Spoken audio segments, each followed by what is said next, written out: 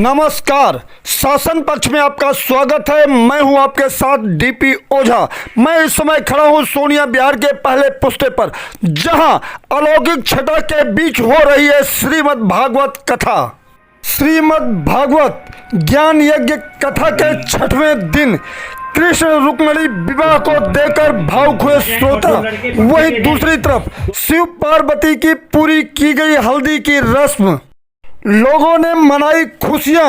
द्वारिका नगरी की तरह सजाया गया पंडाल, गीतों के साथ जमकर थिरकी महिलाएं।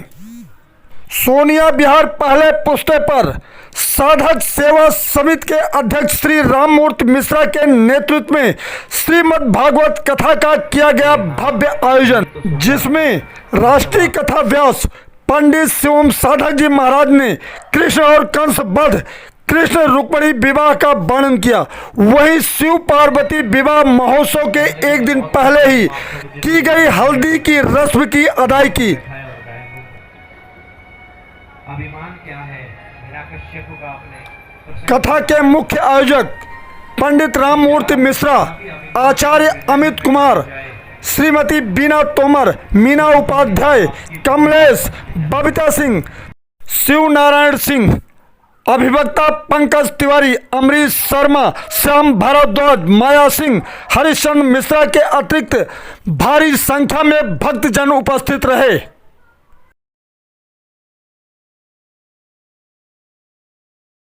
कभी कभी गुरुदेव को याद करके मन बहुत व्याकुल होने लगता है। हमें ऐसा लगता है कि हम जिसके बारे में, जिसे हम ढूंढ रहे हैं, जिसे हम याद कर रहे हैं, तुम उसके बारे में कुछ जानते हो, तुम्हें उसके बारे में पता है। सामने वाला गुरुदेव को नहीं भी जानता है, तब भी चर्चा पर अनुभूति होने लगती है कि जिसे मैं ढूंढ रहा हूं या ढूंढ रही हूं, वो मेरे अंदर ही है, वो मैं ही हूं। लाली तेरे लाल की जित देखूं तित लाल, लाली देखन मैं चली, मैं भी हो गई लाल। नवम अवस्था है कि हमारा शरीर गलने लगता है। भगवान कृष्ण कहीं से द्वारका लौटे तो देखा किशोरी जी, गोपियां कृष्ण पत्नियों से चर्चा कर रही हैं ब्रज के उस लीला की, ब्रज के उस समय की। अंदर नहीं गए, बाहर ही बैठ गए। नेत्रों से अश्रु की धारा बहने लगी। मन स्थिति वहीं पहुंच गई कि हम ब्रज में ही हो। कुछ समय बाद नारद जी आए तो देखा इतने इतने हाथ और घोंटों से नीचे नीचे पैर भगवान के गल गए, चेहरा विकृत हो गया। नारद जी ने कहा, प्रभु ये कैसा स्वरूप है? तुरंत भगवान अपने पुराने रूप में आए और कहने लगे, मेरे इस रूप का भी भक्त लोग दर्शन करेंगे और आज से मेरा ये रूप जगन्नाथ भगवान के नाम से जाना जाएगा। बोलिए जगन्नाथ भगवान की। कपिल भगवान की माता देवहूति ने प्रेम की दसम अवस्था को प्राप्त किया और आज वो सिद्धता नाम की नदी बनकर बह रही है। हर गोपी को स्वयं में कृष्ण नजर आने लगा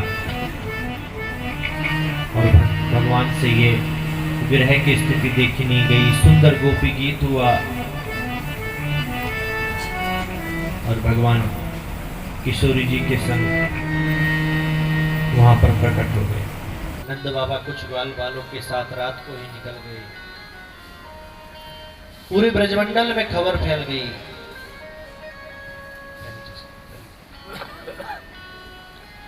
कि कल हमारा गोविंद हमें छोड़कर चला जाएगा। प्रातःकाल जब नंद भवन के पट खुले तो समस्त ब्रजमंडल एकत्रित है, सारे ग्वाल बाल, सारी गोपियां बीच में किशोरी राधा जी खड़ी हैं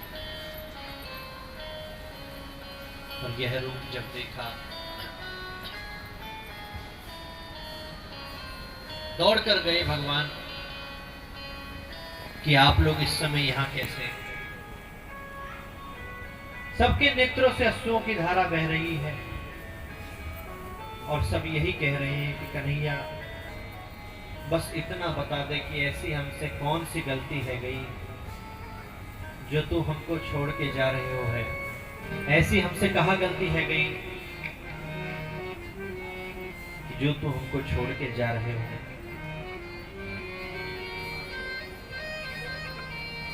सबके अंक से गोविंद लग गए, नेत्रों से अश्रुओं की धारा बहने लगी। भगवान ने सबको आश्वासन दिया कि मैं सिर्फ 2 दिन के लिए मथुरा जा रहा हूं। मां यशोदा को समझाया और जैसे ही रथ मथुरा की ओर अग्रसर हुआ, दौड़कर मां यशोदा आई, रथ के आगे गिर पड़ी। दौड़कर गोविंद उतरे, मां को हृदय से लगाया, मूर्छित अवस्था में हो गई। मां की मूर्छा दूर हुई। क्या बात है मां? लाला, मैं यह बात भूल गई थी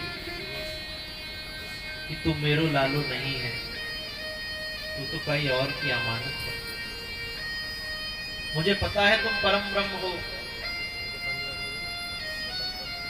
तुम्हारे प्रेम में मैं सारी बातों को भूलकर बचपन मैंने तुमको कुल से बंधवाया, संकिन से मारो। क्या मेरी यह गलती की वजह से तू मुंह के छोड़ के जा रहे हो, या तेरी यह अभागन मां से और कोई गलती है गई है? भगवान भी रोने लगे। मां को समझाया कि मैं परसों आऊंगा। रथ में बैठकर मथुरा के मार्ग पर रथ चल पड़ा। ब्रजवासियों को ऐसा लग रहा है कि अभी रथ से कूदेंगे और दौड़कर हमारे पास आ जाएंगे। थोड़ा और आगे गया, थोड़ा और आगे गया, थोड़ा और आगे। धीरे धीरे उम्मीद कम होती गई, कम होती गई। धीरे धीरे रथ का झंडा भी दिखना बंद हो गया। समस्त ब्रजवासी मथुरा के उस मार्ग पर बैठ गए।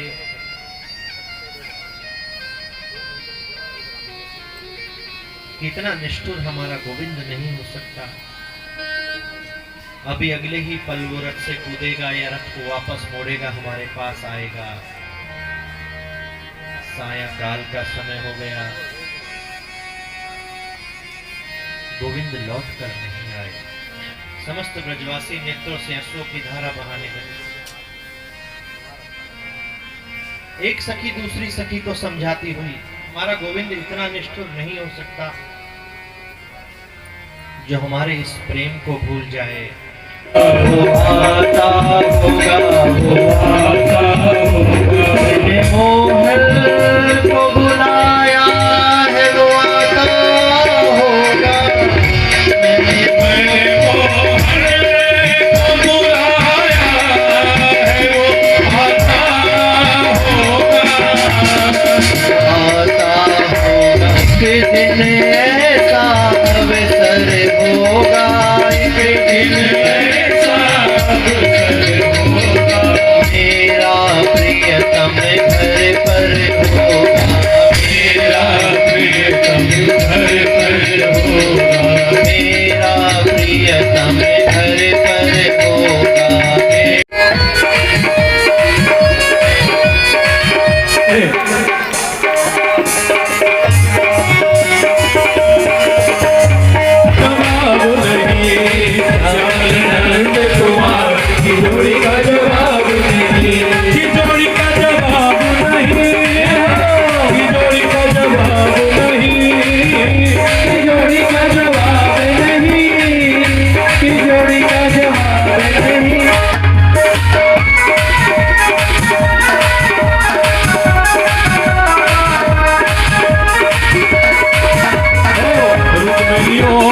लाल चुनरिया, लाल चुनरिया, लाल चुनरिया, लाल चुनरिया।